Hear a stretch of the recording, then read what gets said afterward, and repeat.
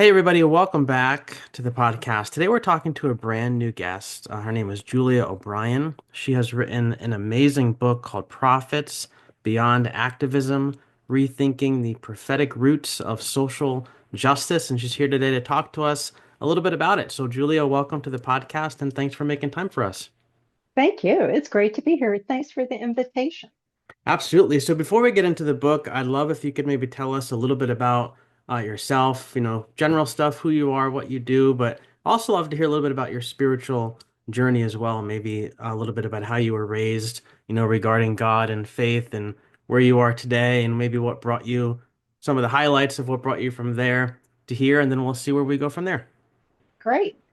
Um, I currently am retired. I just Mhm. retired in July from Lancaster Theological Seminary, which is affiliated with United Church of Christ, and I have been there 27 years. Mm. Um, I am primarily a specialist in the prophets and more specifically the minor prophets, but I do a lot of work in gender and violence.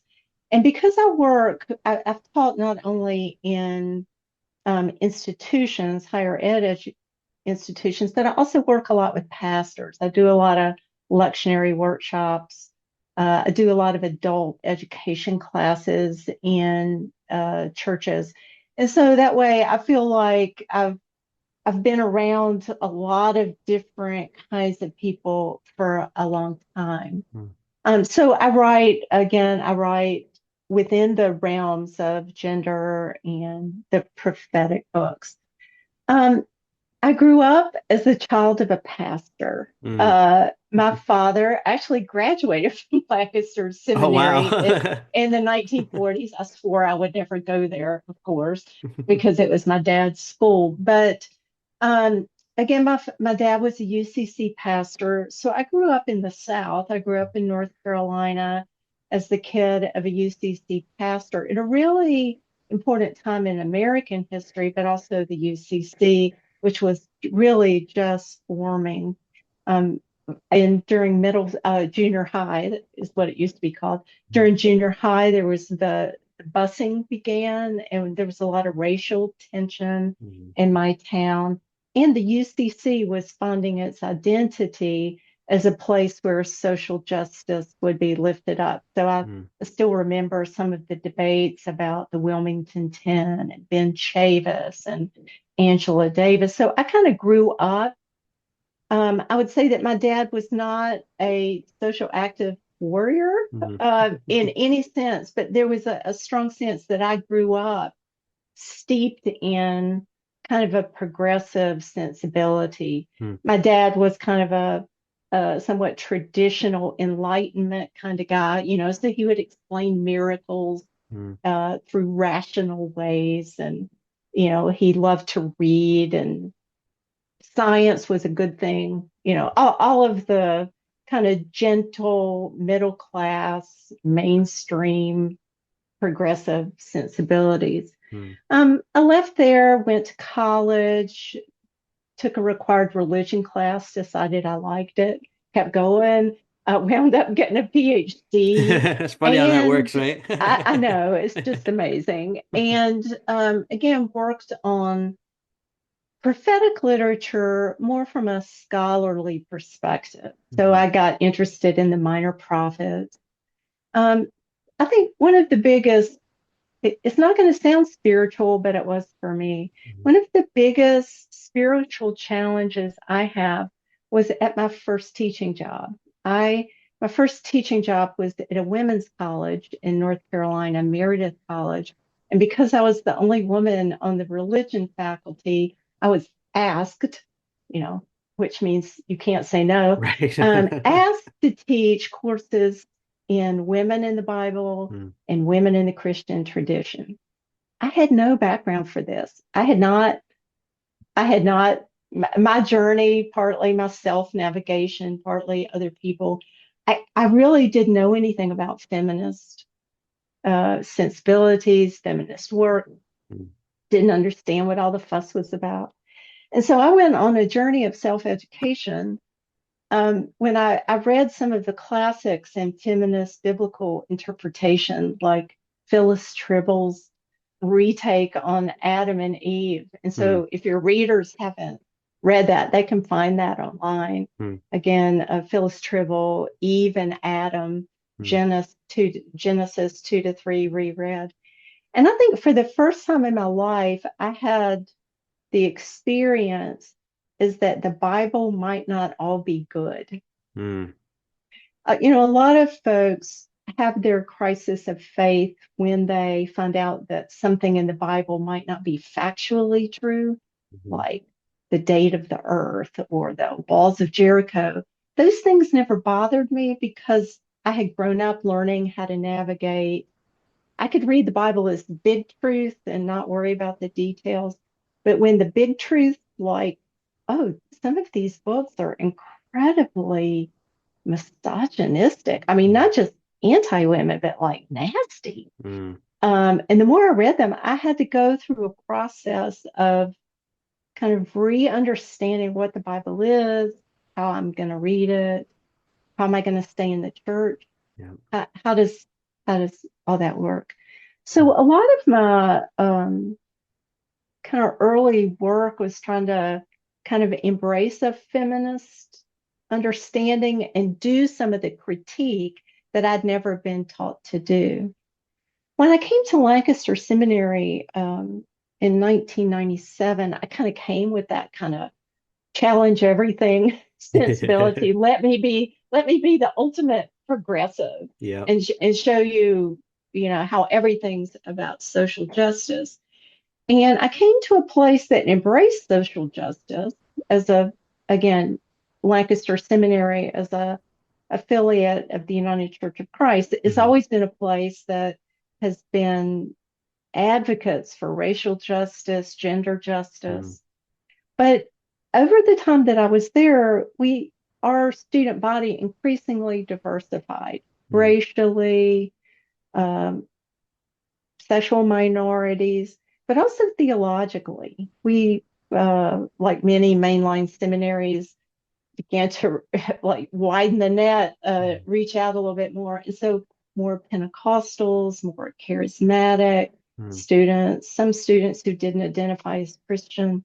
So the diversity kind of Really changed the came off. dynamic. Yeah. It really did. Mm, And we had some really important soul searching questions like how do you say that you are in UCC language open and affirming, mhm, which means we celebrate LGBTQIA persons, not just tolerate them, mhm, or apologize for folks, but how do we celebrate that as a gift of God? And how do you do that, but also affirm conservative students? yeah. And we were really clear that everything can't be argued all the time. You can't, uh, it is unfair to ask, and I'm going to use the word queer in a Mhm. positive way Sure. as a self-affirming and an affirming way. So, how do you invite a queer student into a classroom and then say, we're going to debate whether you are a legitimate child of God? Yeah. We're just not going to do that. So, Mm, and the school continues to have, after my departure, these really important soul searching kinds of debates. So to, to summarize what you're asking me, I think I'm an old school progressive who got even more progressive and then who was faced with more diversity within Christianity mm, as I went along. All the while, I was doing academic work, learning more from colleagues and experts and mhm, specialists about what do we think we know about the prophetic, where they come from, mhm, how do they compare to similar figures in other ancient cultures. And the in some ways this book is a an attempt to recognize how all of that doesn't fit together, mhm, how so many things that we think we know about the Bible, whether you're conservative, progressive, somewhere in the middle, all these things that we're just really sure that we know about the Bible, well, how do we know that? Where did we get this confidence that we know exactly what the Bible says, what it means, what it Yeah. does? And I wanted to use this, I wanted to take one particular case of that and see if I could unpack that first. Wow. One of the things that jumps out at me, and I wrote it down when you said it, is how a lot of times people come to this realization that the Bible might not all be good.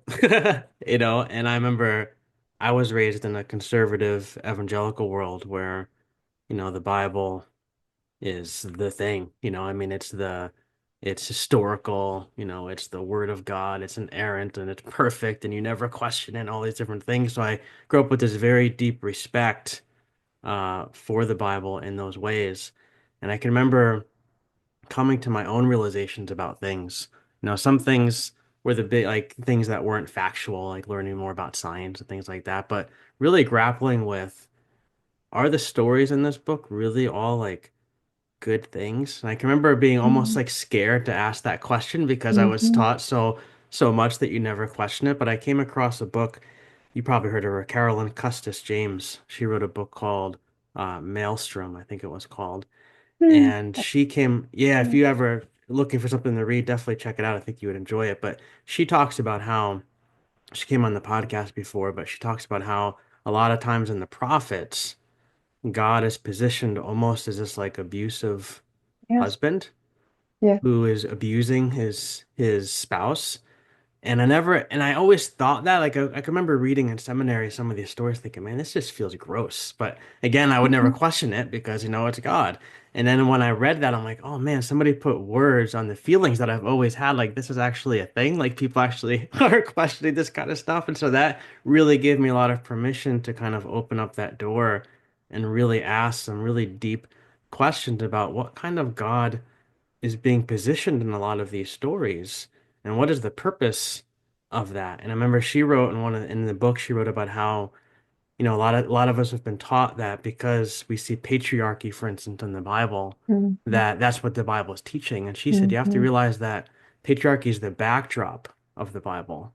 It doesn't necessarily mean that those are the things that we have to take away from the Bible and apply to our own lives. And that's like a big mistake that we make. So anyway, her work and just that whole topic has really exploded my deconstruction and my own rethinking of my faith. So I think you've just named the kind of the bomb that really for a lot of people is the first time they kind of encounter feminist critique of the Mhm. Bible. And so one of the early folks who kind of like threw that bomb in there, she's retired from teaching now, but Renita Weems, African American woman scholar, um, she and other folks pointed out that one of the problems with metaphor, and I appreciate the book that you're sharing and that perspective, but one of the problems with that Mhm.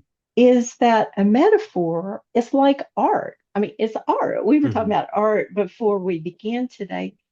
Art, you can't ignore the style Mhm. and just hold on to the message Yeah. because you've already been moved and affected Yeah. and imprinted in many ways by the art itself. Mm. I hope this is That's okay to really talk good. Yeah. about. I was thinking about this a lot as I was Mm. watching Kendrick Lamar at the Super Bowl last night. So here's somebody who's written a piece of art Mhm. that's it's clearly a diss. I hate.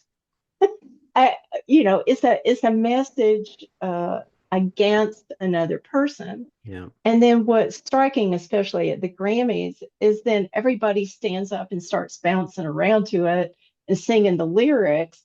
So maybe they're participating in the hate, but maybe they're also just dancing to the music. Sure. Yeah. And so it's one of the things that feminists critique has really done is to say it's really hard to disentangle the message from the medium. Mm. I Yeah. mean, think about. again, I don't know about all your listeners, but would be the way that I would think about our language for God as Father. Mm, That's a metaphor, that's a comparison, yeah, but it makes perfect sense in an ancient world where fathers had ultimate power and rights in a household. But think about how that, if that is a metaphor, it's now a metaphor that people can't think apart from that's the right. metaphor. Yeah. So Mm, just to be provocative, mhm.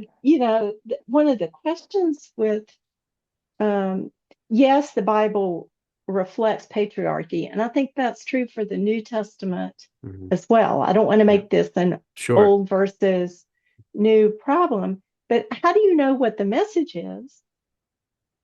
And how do you know what the cultural backdrop is? That's right. So you know, you can kind of, whether you agree with them or not, you can kind of understand people who say no, patriarchy is kind of taught by the Bible because it's so prevalent in the imagery and in the thought process of these passages.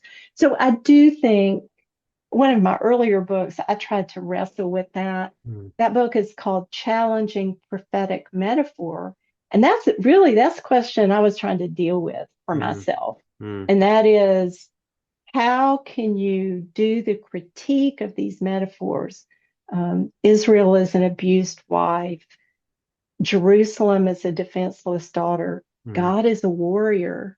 What do you do with that? Who destroys people out of anger? Yeah, What do you do with those metaphors?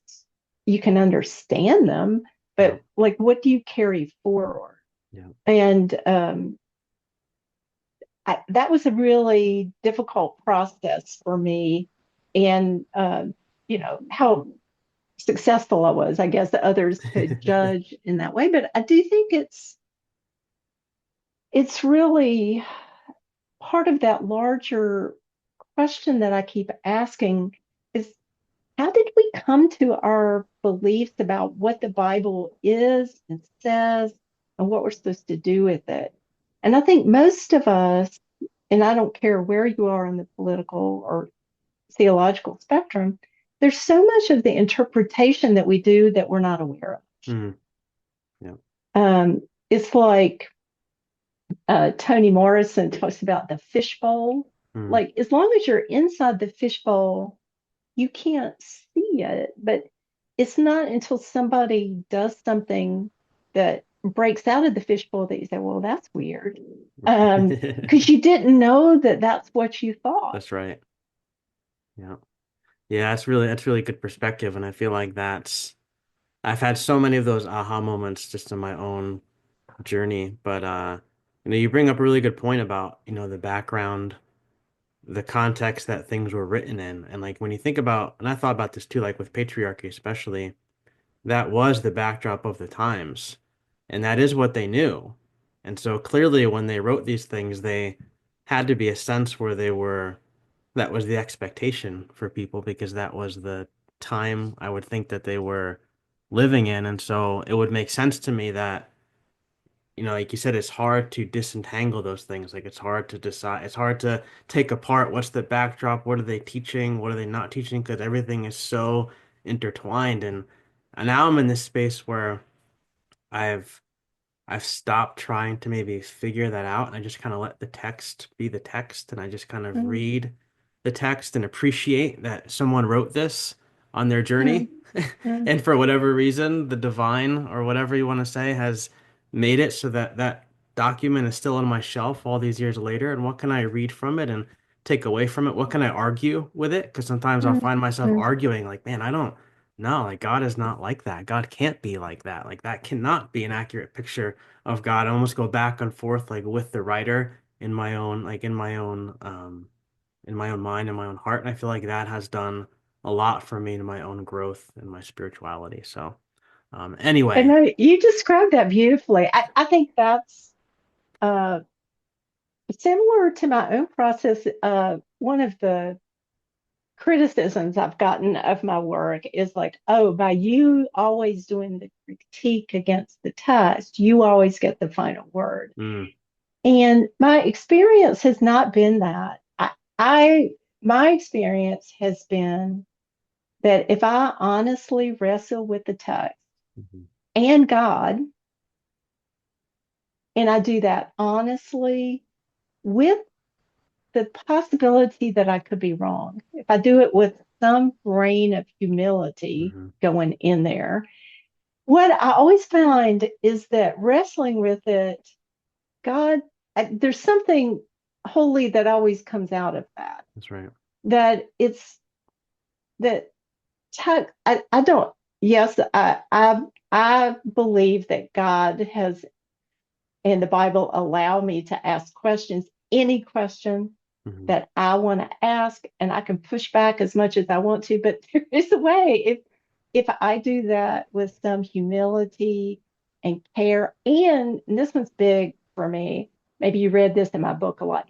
Self-awareness. Yep. If you have your own self-awareness of what your own stuff is, then what happens to me is that some God comes through that. That's That, right. that there's an encounter, but it doesn't always end up the way that I thought it That's right. That's right. Oh man, I could keep going down this road. I feel like we we have so many things we could talk about. I want to get into the book a little bit. would. Okay. You say in the introduction of the book, you talk about a progressive orthodoxy regarding how people in progressive circles spaces typically understand and think about these prophets. And I held this understanding for a long time, and I'm only now trying to think beyond it within the context of this kind of conversation that we just had just now. But can you talk to us a little bit more about what is this progressive orthodoxy?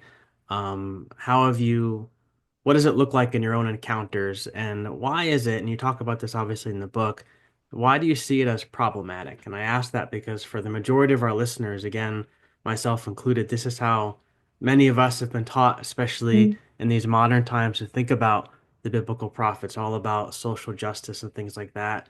Um, but take us into this a little bit, and we'll see kind of where we go. yeah. I use the word orthodoxy in this case to describe something that I'm using air quotes here, that Hmm. everybody knows. Yeah. That it's so commonly assumed that nobody even notices that they believe it. They don't know that there's any alternative. You'd never It's just question it. like, yeah, everybody knows. It's common knowledge. Right. I'm using it kind of that way. And this particular common knowledge is that if you run in certain circles, Hmm. I'm using liberal and progressive Sure. is synonymous. So progressive circles, progressive liberal religious circles, academic circles, and some progressive, secular, but influenced by religion circles. Mhm. And what, if you go in these circles, if anybody uses the word prophet, what they mean is somebody who speaks truth to power, Mhm. somebody who's calling out injustice, advocating for economic justice, racial justice. Mhm. In these circles, the word prophetic means the same thing of calling out social justice. So in these circles, prophet is not somebody who predicts the future, and prophetic is not insight into the future. Prophetic means a courageous stance against what is wrong. And so if you know how to search the internet, I could give you the search terms, but like if you know how to do it, you could find this is just everywhere. So you go on the websites of the social justice arms of a lot of denominations, Mhm. United Church of Christ, Presbyterian, United Methodist, and you go to the part where it says they're doing social justice, and they'll talk about their prophetic calling. Mhm. All right, we'll talk about that. So you do it there. You go to a progressive periodical like Sojourners, That's Mhm. what prophets can be there. You go to most biblical studies textbooks, and they will tell you, they'll explain to you that prophet doesn't mean what you think it means. You think that it means predict the future, but that's not really what it means. That's not what these folks did in the ancient world. These are people who address the ills of their society. I mean, Mhm. you can find this anywhere. And again, when I do these workshops for pastors, most of them are UCC, Presbyterian, Lutheran, Mhm. that they don't know any different. That's what prophets are social justice critique. Mhm. There's back to Kendrick Lamar. There's all kinds of things that have been on the internet for years about calling him a prophet Yeah. Yeah. because he calls out justice. He Mhm. uses poetry. He is kind of has an adversarial relationship with society. Yeah. And there's a NPR music critic that compared Lamar to the prophet Jeremiah because Mhm. of all of these dynamics. And so there's just this, and I would find this even in church history texts. Mhm. They would say things like, oh yeah, during this particular period in Christian history, they thought a prophet was somebody who predicted the future. They didn't know what we know, and Right. that's not really what prophets are. So, what first thing is that I just got fascinated by this. The more I study the prophets, the less I know what they're about. And all of a Should be the sudden I opposite. go, Right. and I go people, and everybody knows exactly what they mean. So one of the things that my driving question is, why do people say that with such confidence? How did that come to be that everybody progressives knew that? Mhm. And I began to see the problems with it. Well, first of all, it's based on a really selected reading of biblical text. Mhm. So, first of all, you've got to prioritize not only Amos and Micah over, I don't know, Malachi and Nahum. Yeah. You got to pick which prophets you're reading. You got to pick which passages in those passage in their reading. So you got to read some of Amos, but not all of Amos. Mhm. You got to read that, and you have to be very selective in the interpretation you're going to give to the words that are actually there. You're going to Mhm. have to pick which translations you're looking at. You're going to have to pick it. So it's not it. So first of all, it's not very select. It's highly selective Mhm. about which prophets, how they're read, all of that. Um, the other thing is that it's very difficult to reconcile that unified, pure portrait of a prophet as a social activist with some of this critique Mhm. that you and I've been talking about. Particularly the feminist critique was my first entry into it, but also post-colonial critique and Mhm. others like, how can you say that the prophets advocate for the marginalized and at the same time or use misogynist language? Doesn't make any sense if you think about it like that. And like, well, I learned this from a colleague. You can always trump a conversation by saying, whose justice? Like, Mm. whose justice is whose justice being advocated? There are passages, it's painful to read. I'm working on a commentary on Isaiah right now. There are passages where it envisions the restoration of Jerusalem as people from Africa being brought in chains. Mm. So justice for Yeah. whom, how, it felt too much of a blanket statement that didn't account for the critique. Mm. And one interesting story about that, I was doing a workshop for pastors in traditions that use the Revised Common Lectionary there's an option in the summer months, the seasons after Pentecost, where you can read whole biblical, whole Old Testament books Hmm. like in order instead of picking the ones that go with the gospel lesson. And so one of the years, there's a whole lot of passages from Jeremiah, Hmm. and Jeremiah is saying God's angry, God's going to destroy you. And then the next week, God's angry, God's going to destroy you. And then the next week, God's angry, God's going to destroy you. And one pastor looked at me and said, "Wait a minute, wait, like this doesn't make any sense. I thought the prophets were supposed to be social justice voices. How do I reconcile that with what's going on?" And so the whole time that I've been trying to help them think about, why would Jeremiah say that? What was Hmm. going on? He was stuck. He couldn't look at the text that was in front of him because he came into it already assuming what it was going to say, Yeah. and he could not, that cognitive dissonance, he just couldn't navigate it. So to me, anytime an orthodoxy predetermines what your encounter with the text should be, what's going to happen is that either you'll disregard what you see or you'll think something's wrong with you. Yeah. You'll think, well, what's wrong with me that I don't see the justice there? Yeah. Yeah. Yeah.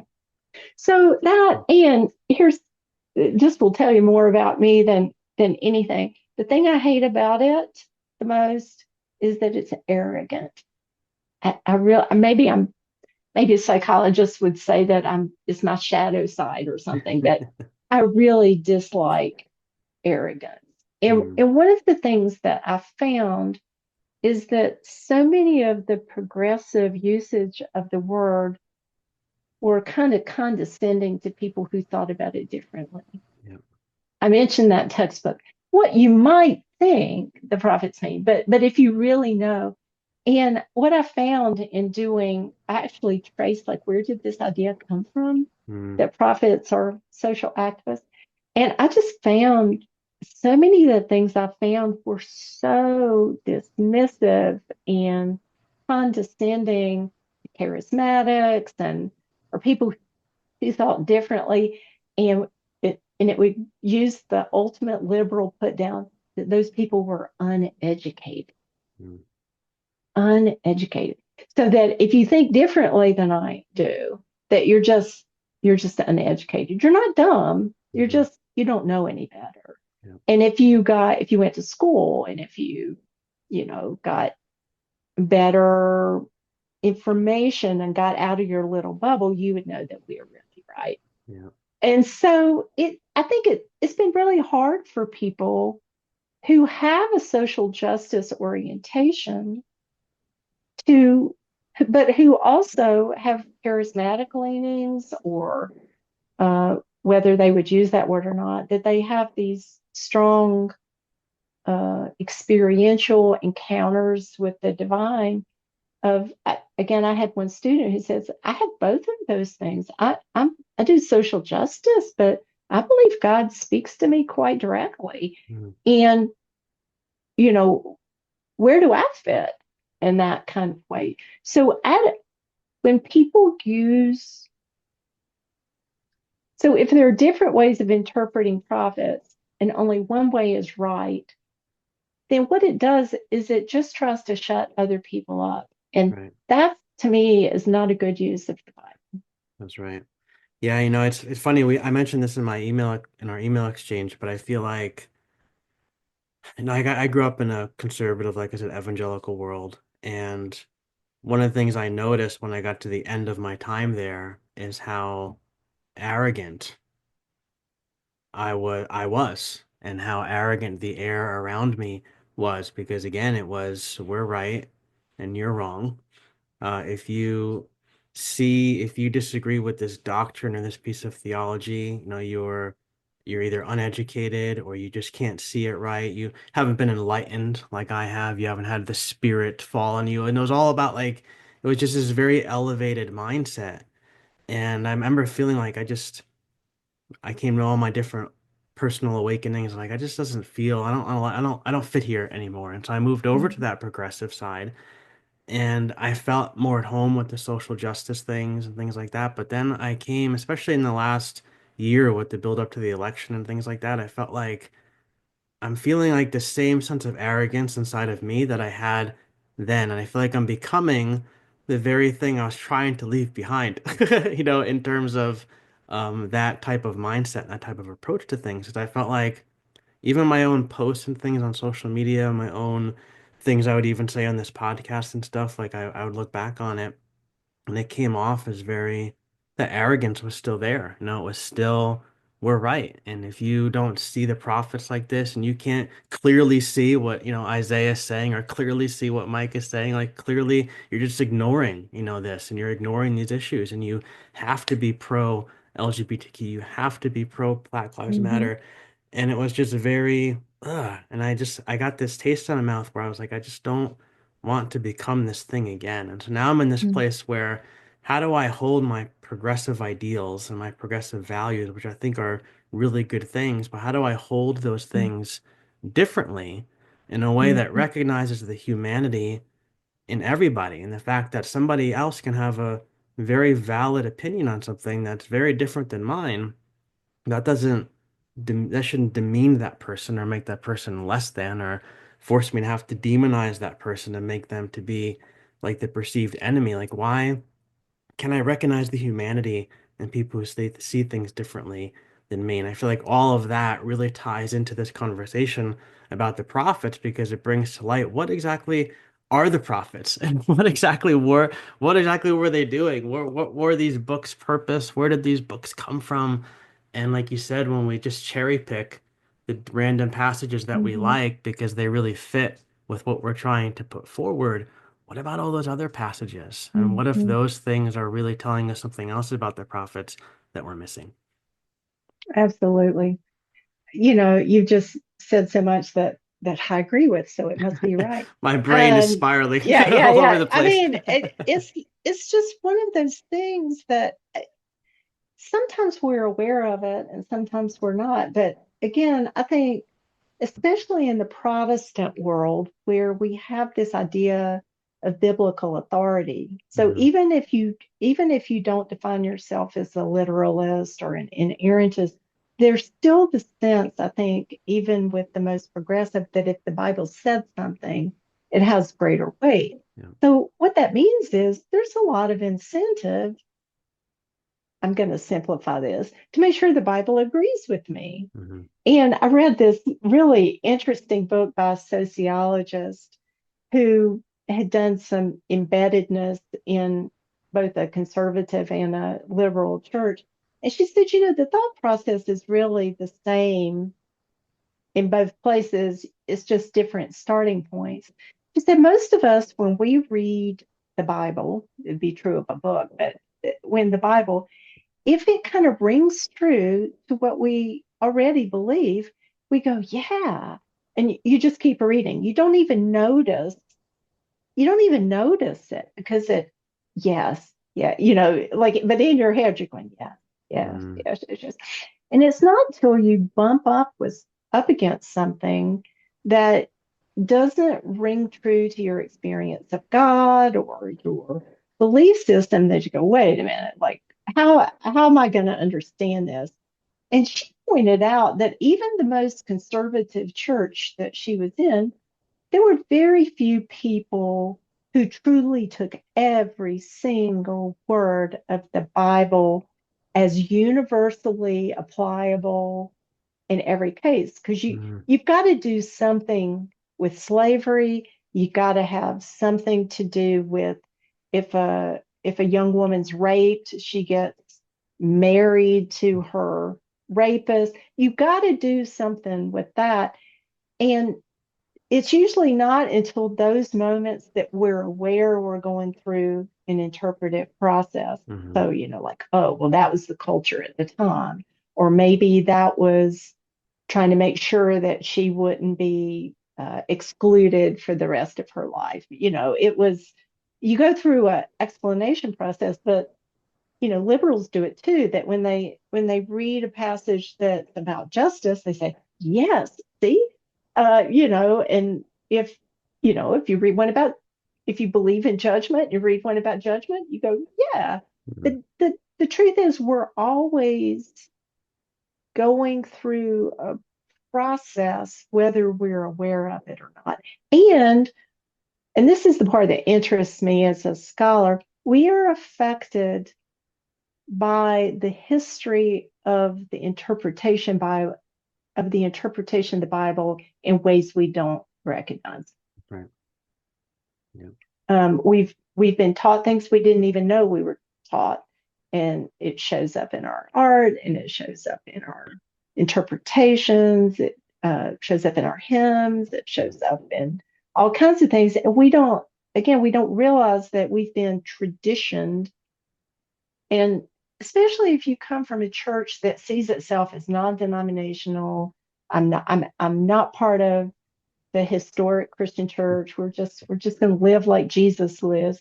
You still don't recognize that you've still been shaped in a culture, in the air of how we've been taught to read things. Like, Mm.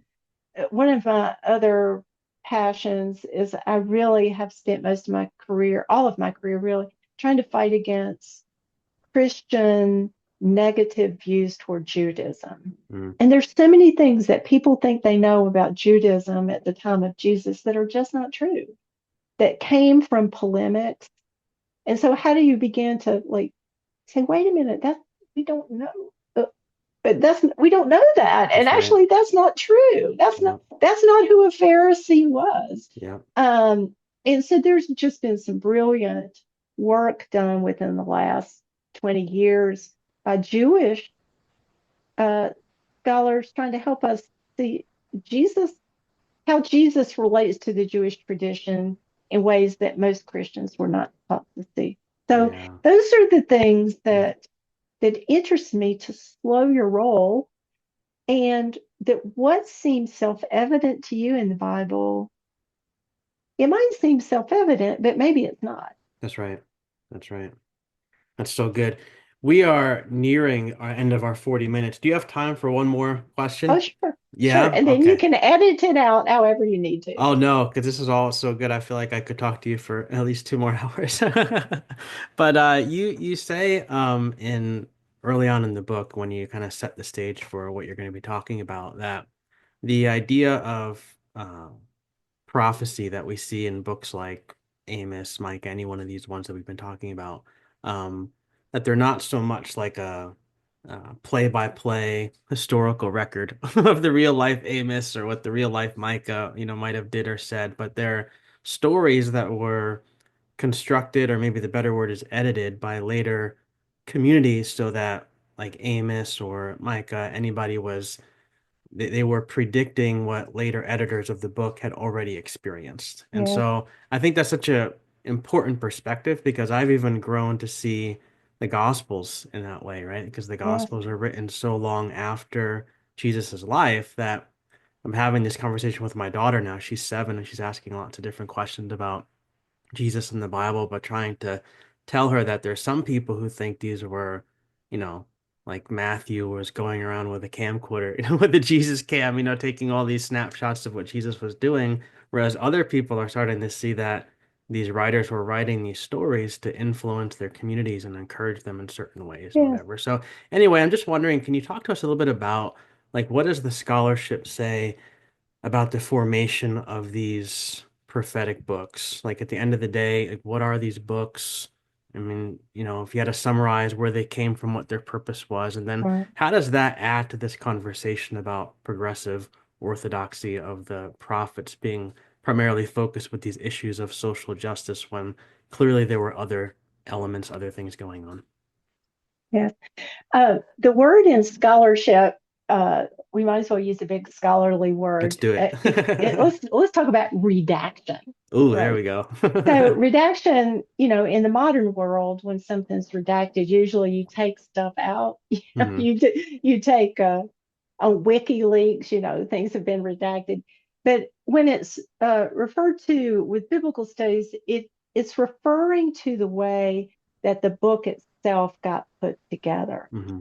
For a long time, readers of the prophets have recognized that there are things in there that don't seem to fit exactly the time period that's mentioned at those little introductions to the books Hmm. that are called superscriptions. Like, this was the time of blah, blah, blah, blah, blah. And then later you'll get in the book this big shift and it'll talk about somebody else. So the book of Isaiah, it says it was in the time of the Assyrians, and then you get to chapter 45 and it's talking about a guy, Cyrus, who doesn't live until three empires later. Hmm. So, there are things that jump around or that you might shift in the prophets from God says, I'm going to destroy you. And then it says, now that you've been destroyed, let me talk about the future. Right. So people have noticed that for a really long time, but there've been kind of two main ways of navigating that. One is to say, well, yeah, these what we have in these books, let's take Micah and Amos for an example, is really Amos and Micah's words, but somebody wrote them down, and maybe later when things got put down, they added some stuff, but we can tell the difference and we'll pull out the later stuff and get back to the real voice Mm. of Micah and Amos. My dad went to seminary when he was taught to read the prophets that way. I Mm. still have some of his books. Mm. That you pull out the later stuff and then you get back to the original. It's So like the you can historical Jesus conversation, right? Trying to get absolutely, back, pull away all the fat, so to absolutely speak, and get to the real meat of who Jesus was. right. Yeah. Yeah. So it's like, just like working back, getting back to the historical Jesus. Hmm. But one of the developments, and I think that you're hearing more in my own voice, is the recognition that what we have never existed. It doesn't come to us as the speech of Amos. Mm. It comes to us as a piece of literature that maybe that's an anachronistic term, but it comes to us as a book that's been put together by somebody or a group of somebody for a purpose. Mm. And my interest, instead of picking it apart and trying to say, well, that part's really from Amos, but that part was later, that, which feels kind of selective too, Hmm. although there are principles for doing it. It's not quite that selective. But I'm trying to read it in what we call the final form. And what's interesting is that when you read all of the prophetic books in their final form, there are some patterns to the way the final forms look. Mm. And one of the things that happen is they all have that little historical information at the top, but almost always, not always, but almost always, even books that are very judgmental at the beginning always end with a note of promise at the end. Mm. And there are these patterns that you can find that of words that are similar, phrases that are similar Mm. between these books. And so to answer your question, the way I understand these books is that apart from the last three, Haggai, Zechariah, and Malachi, the rest of the biblical prophetic books have been put together to explain why Israel and Judah actually fell. Mm. They're they're they're retrospective in Mhm. that way, and they're trying to understand what accounts for the fall of Samaria and the northern kingdom in the 700s, and the fall of Jerusalem and Judah in the 500s. So Mm. what accounts for that? What was God doing? Is it because God was not powerful? God wasn't paying attention? What was that about? Mm. And what's interesting about it is that that kind of matches the way that the later prophetic books talk about prophets. Mm, So Zechariah will say something like, "As the former prophet said to you," right? mm, Um, and what you consistently see is this idea that God was just and right to destroy Israel and Judah. But that's over now. mm, And now God will restore the people, and Jerusalem will be raised up, and mm, all of that. So that these early books like Amos and Micah are trying to explain why did it happen. And so Amos, which is just really a scathing book, consistently tries to explain why the northern kingdom fell, mm, right? And it does talk about how people treated the poor, but it also talks about other things too. But it is and it's consistently about judgment. mm, So it says, see, so that you could look back at these books.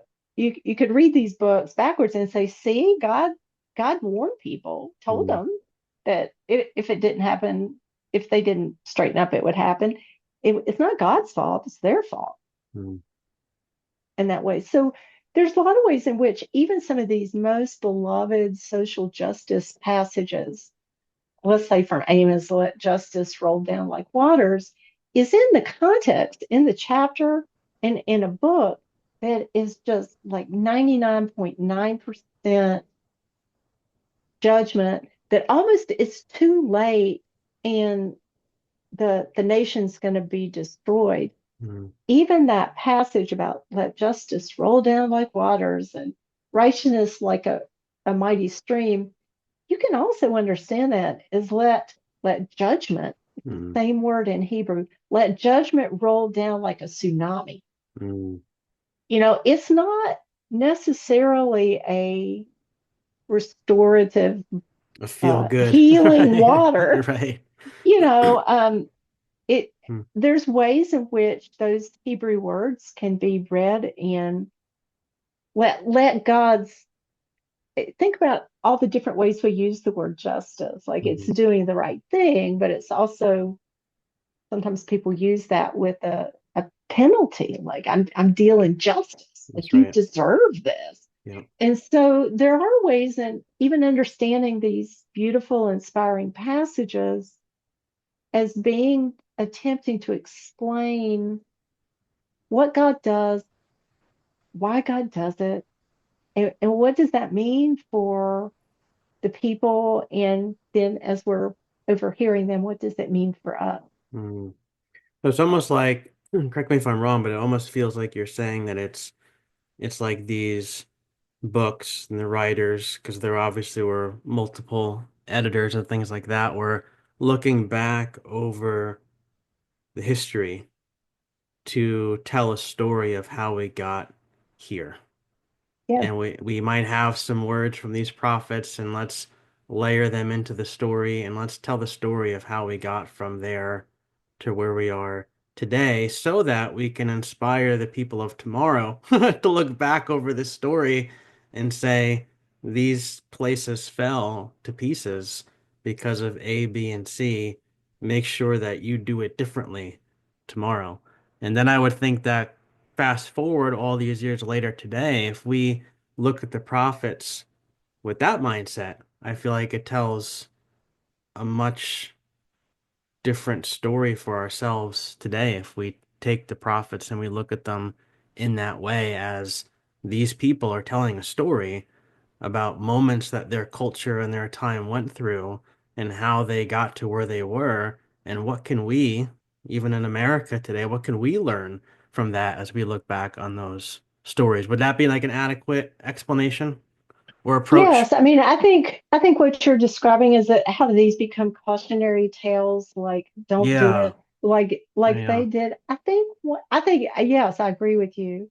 I think one of the challenges is that I don't want to completely assume that my culture's problems are exactly the same as ancient Israel's problems. Yes. Yeah. So, I mean, we like to do this. We like to universalize the Bible, but there's always that danger in losing some of the specificity of Mm, what was going on in the past. Poverty's not the same everywhere. yeah. Injustice takes on different dynamics in a capitalist system than it does in a agrarian ancient It's true. Israel one.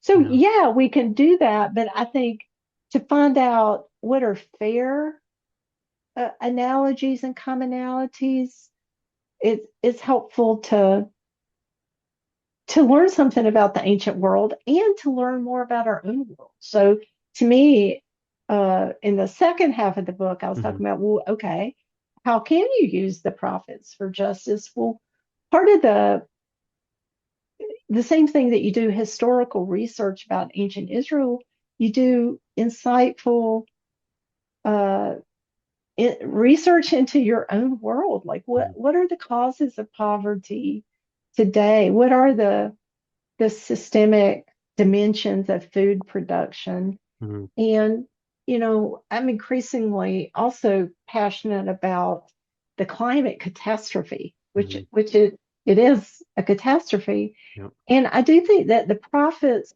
use images of the destruction of the world for a purpose, but they could not imagine the destruction of the world at our own hands. Mm. And so that's a case where I it's my job I mean, all of us, our jobs as readers to be as careful reader of the present as we are of the past and say, what is the situation in that is leading to injustice Mm. in the current world? And these passages can they're as art, they can inspire us, they can Mhm. do that, but they're not going to answer all our questions for us.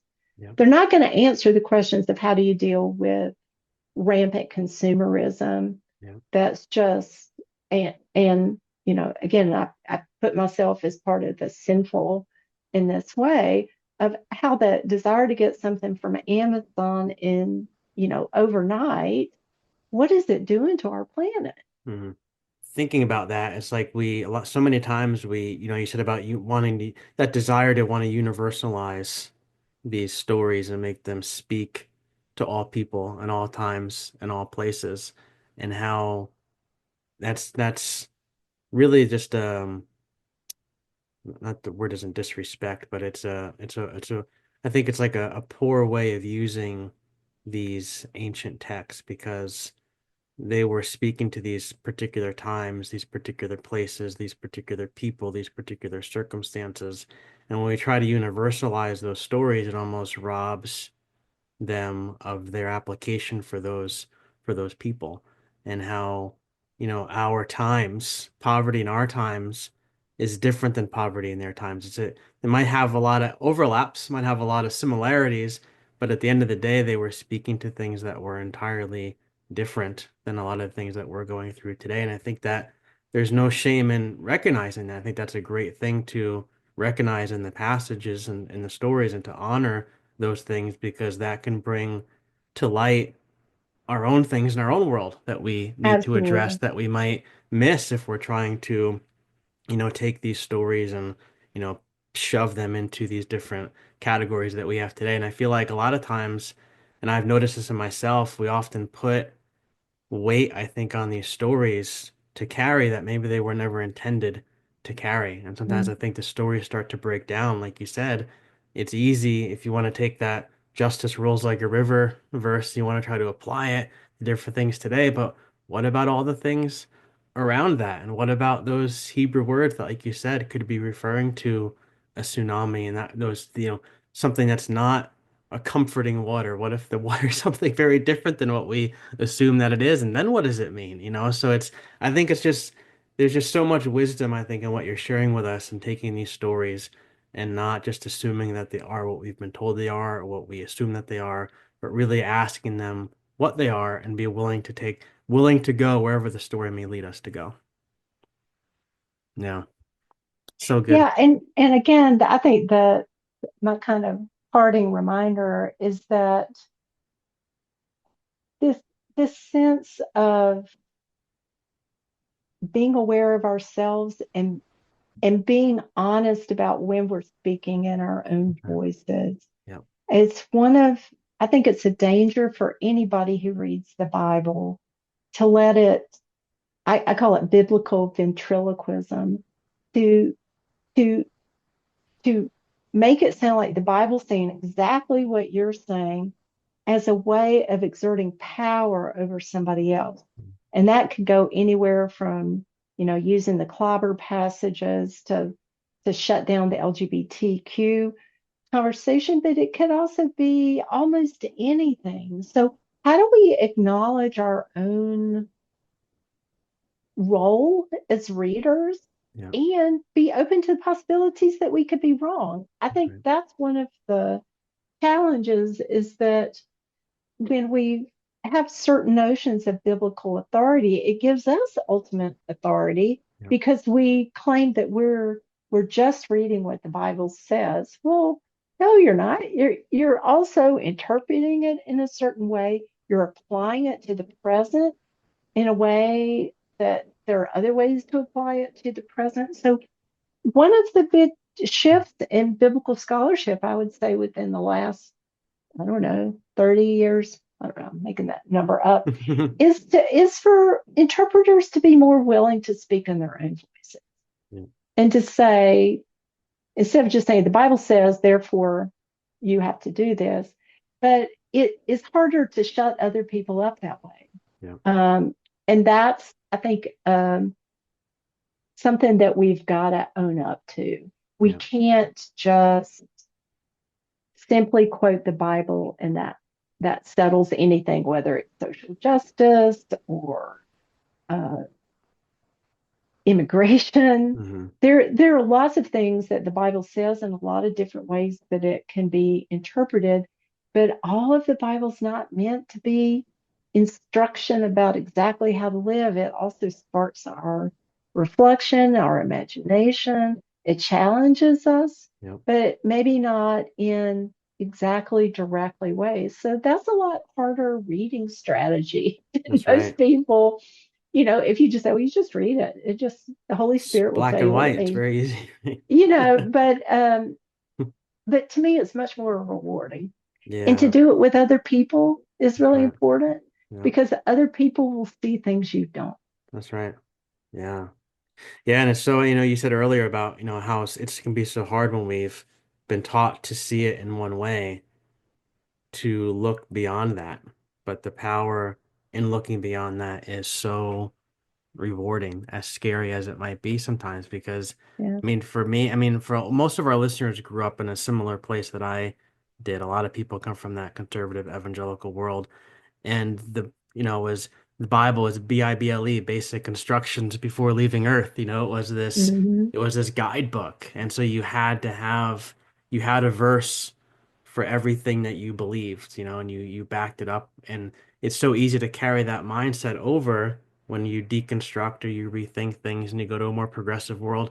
I still need the Bible to do that for me. And so now we have our new set of verses and our new set of passages that back up our different things. But I think there's so much power in what you're saying in this book, what we've been saying here, when you release your grip on all those things and you have your hands more open to what these stories might be sharing as opposed to closed. So you're ready to fight with your verses and things like that. There's just so much more power to deepen your faith and I think make a lasting impact in the world. So Oh, thank you. I love that image. Mm, Instead of the fist closed to fight, they're open. yeah.